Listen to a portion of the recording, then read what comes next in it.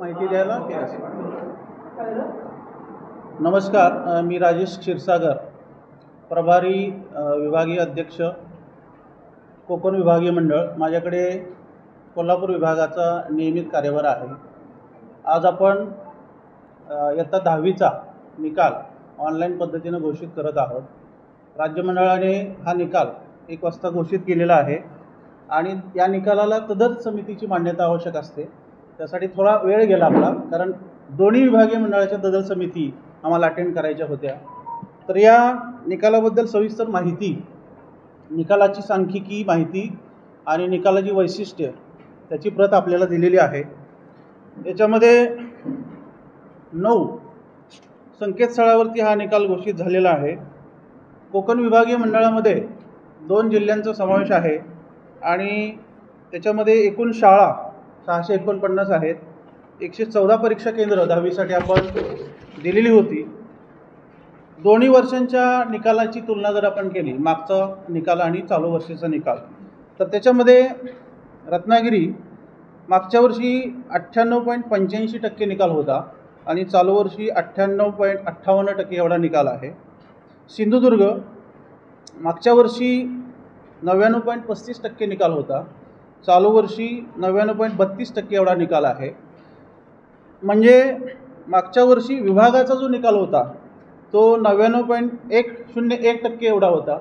जिल्हानिहाय जर विचार केला तर आपण थोडासा निकाल घसरलेला दिसतो, म्हणजे 0.19%, किंचितशी घट आहे. आणि हा कॉपीमुक्त अभियानाचा थोडासा परिणाम आपल्याला दिसेल. तथापि आपण म्हणजे कोकण विभागीय मंडळ अजूनही राज्यात प्रथम क्रमांकावर आहे. त्यामध्ये विभागीय मंडळातले सर्व अधिकारी कर्मचारी, इथं जी पर्यवेक्षीय यंत्रणा आहे, शिवाय सर्व शाळा कनिष्ठ महाविद्यालयांचे प्राचार्य, शिक्षक, या सगळ्यांचा सहभाग आहे. सर्व कोकणवासीय जे आहेत इथले एक वेगळं वैशिष्ट्य आहे आणि ही परंपरा आपण प्रथम क्रमांकाची विभागामध्ये राज्यामध्ये प्रथम येण्याची जी आपली परंपरा आहे ती आपण कायम ठेवलेली आहे. आपला निकाल आहे 98.82%. पुनर्परीक्षेच्या बाबतीमध्ये आपल्या विभागाचा निकाल आहे 88. उत्तीर्ण विद्यार्थी 88 आहेत, परंतु टक्केवारी आपल्याला लक्षात येईल 58.66%. त्यानंतर 17 नंबरचे जे विद्यार्थी असतात खाजगी, त्यांची आकडेवारी आहे 281 एवढे विद्यार्थी उत्तीर्ण झालेत आणि 88.36% एवढा निकाल आहे. जिल्हानिहाय जर मुलं आणि मुली यांची माहिती आपण पाहिली नियमित, म्हणजे फ्रेश विद्यार्थ्यांची, तर त्याच्यामध्ये रत्नागिरी मुलं 98.20% उत्तीर्ण झालेले आहेत, मुली 98.99%, सिंधुदुर्ग 99.17% आणि मुली 99.48%. एकूण दोन्ही जिल्हे मिळून म्हणजे विभागाचा निकाल मुलांचा 98.52% आणि मुलींचा 99.15% आहे. मगाशी म्हटल्याप्रमाणे एकूण विभागाचा निकाल 98.82% आहे. मुलं आणि मुली यांची तुलना आपण वैशिष्ट्यामध्ये दिलेली आहे. त्याच्यामध्ये मुलांचं उत्तीर्णतेचं प्रमाण आता सांगितल्याप्रमाणे 98.52% आणि मुलींचं 99.15%, म्हणजे 0.63% एवढं मुलींचं प्रमाण अधिक आहे. मागच्या वर्षीच्या तुलनेमध्ये निकाल आपण पाहिला तर तो 0.19% घटलेला आहे. परंतु जसा उल्लेख केला तसं कॉपीमुक्त अभियानाचा एक परिणाम आपल्याला दिसतोय, परंतु एकूण दर्जा जो आहे त्याच्यामध्ये वाढ झाल्याची आपल्याला दिसून येईल. त्यानंतर गैरमार्ग प्रकरण जे आहे, गैरमार्ग प्रकरणामध्ये मागच्या वर्षी रत्नागिरी जिल्ह्यामध्ये एक गैरमार्ग झालेला होता. तो परीक्षोत्तर होता, म्हणजे परीक्षा काळामध्ये एकही गैरमार्ग नव्हता. नंतर निदर्शनास येतात की कुठेतरी पान फाडलेलं आहे, पास करण्याची विनंती आहे, काहीतरी ओळख पटवण्यासाठी काहीतरी खून केलेली आहे, असे जे प्रकार असतात ते परीक्षोत्तर आपल्याला लक्षात येतात. चालू वर्षी एकही प्रकार परीक्षा कालावधीत पण नाही आणि परीक्षा संपल्यानंतर सुद्धा निदर्शनास आलेला नाही. त्यामुळे निकालामध्ये आणि कॉपीमुक्त अभियानामध्ये कोकण विभागीय मंडळ राज्यात प्रथम क्रमांकावर आहे. एकही गैरप्रकार 10वीच्या परीक्षेत परीक्षा काळातही नाही आणि परीक्षा संपल्यानंतर सुद्धा निदर्शनास आलेला नाही. त्यानंतर स्थापनेपासूनचा निकाल आपण नव्यानं आम्ही चालू वर्षी तुम्हाला ही माहिती दिलेली आहे. कोकण विभाग 2012 साली या मंडळाची स्थापना झाली आणि तेव्हासुद्धा प्रथम क्रमांकावर होता. तेव्हापासून जर विचार केला तर आज अखेर चालू वर्ष अखेरसुद्धा प्रथम क्रमांकावर कोकण विभागीय मंडळ आहे. त्यानंतर काही निकालाची वैशिष्ट्ये आम्ही थोडीशी डिस्क्रिप्टिव्ह तुम्हाला दिलेली आहेत. जी सांख्यिकी माहिती दिलेली होती तीच थोडीशी आपल्याला सोप्या पद्धतीनं मांडलेली आहे. ती न सांगता त्यापुढे त्यातला जो महत्त्वाचा मुद्दा आहे, जी मुलं दडपणाखाली असतात त्यांना नैराश्यातून बाहेर काढण्यासाठी आपण समुपदेशकांची नियुक्ती करतो. प्रत्येक जिल्ह्यासाठी 2-2 असे 4 समुपदेशक आपण नेमलेले होते.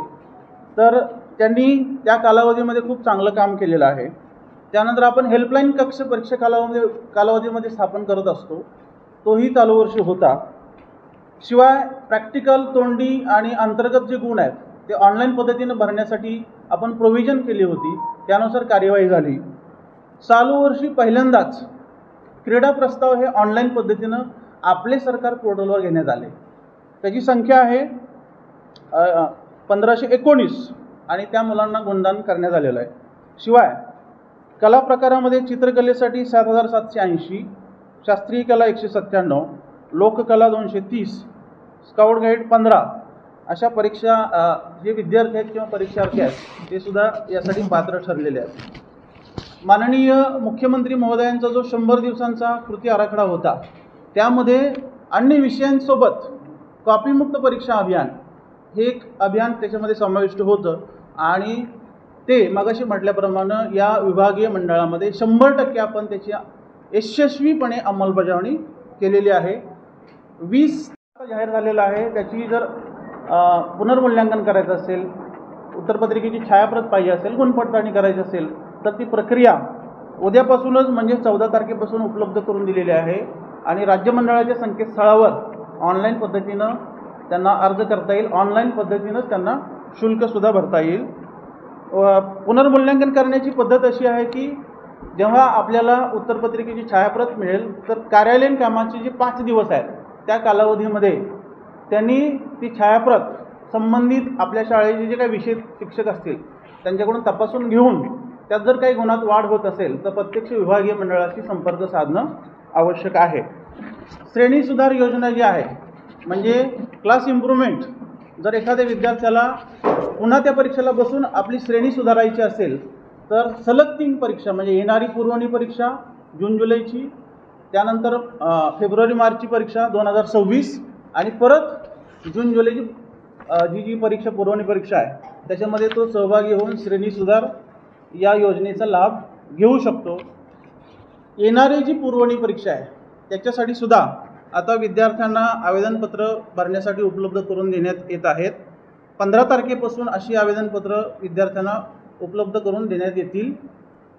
शिवाय अतिशय महत्त्वाची बाब म्हणजे मगाशी ज्याचा उल्लेख केला, माननीय मुख्यमंत्री महोदय, माननीय उपमुख्यमंत्री महोदय, माननीय शिक्षण मंत्री महोदय, आमचे विभागाचे प्रधान सचिव साहेब, शिक्षण आयुक्त साहेब, राज्यमंडळाचे अध्यक्ष गोसावी साहेब या सर्वांच्या सहकार्यानं, प्रेरणेनं आणि मार्गदर्शनामुळं संपूर्ण राज्यभर ही परीक्षा खूप चांगल्या पद्धतीनं आम्ही राबवू शकलो. मी कोल्हापूर विभागामध्ये विभागीय अध्यक्ष आहे. कोकण विभाग प्रथम क्रमांकावर आहे आणि कोल्हापूर विभागसुद्धा द्वितीय क्रमांकावर आहे. दोन्ही विभागानं आपली निकालाची परंपरा ही कायम ठेवलेली आहे.